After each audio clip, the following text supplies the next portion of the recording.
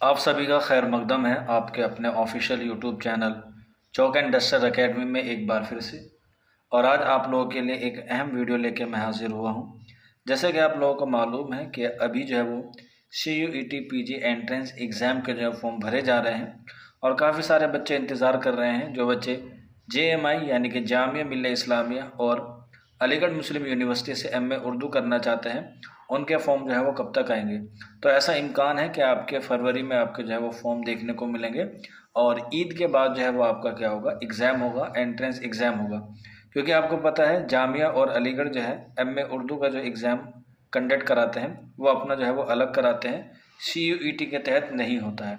तो इसीलिए जामिया मिल्लिया इस्लामिया और अलीगढ़ मुस्लिम यूनिवर्सिटी के लिए जो बच्चे अपने आप को तैयारी करना चाहते हैं या जो बच्चे 2025 में जामिया मिल्लिया इस्लामिया और अलीगढ़ मुस्लिम यूनिवर्सिटी का एंट्रेंस एग्ज़ाम क्वालिफाइंग करना चाहते हैं, वो आप लोग जो है वो इस बैच में जो है वो जुड़ सकते हैं।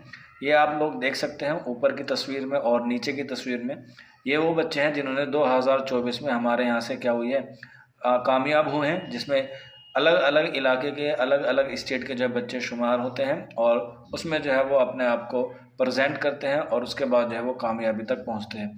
तो अगर आप लोग भी अपनी कामयाबी को मुकम्मल करना चाहते हैं तो 21 जनवरी 2025 से जो है वो आपके बैच शुरू होंगे। क्लासेस का टाइम आपका 8 बजे से शाम 8 बजे से सुबह के 9 बजे तक रहेगा, यानी कि क्लास की जो ड्यूरेशन है वो 1 घंटा रहेगी और क्लास का जो लेक्चर रहेगा फॉर्मेट वो आपको वीडियो में रहेगा और ये जो है पूरी तरीके से लाइव आपको जो है वो क्लासेस मिलेंगी। अगर आप लोग बैच से जुड़ना चाहते हैं आप लोग रजिस्ट्रेशन जो है वो कर सकते हैं।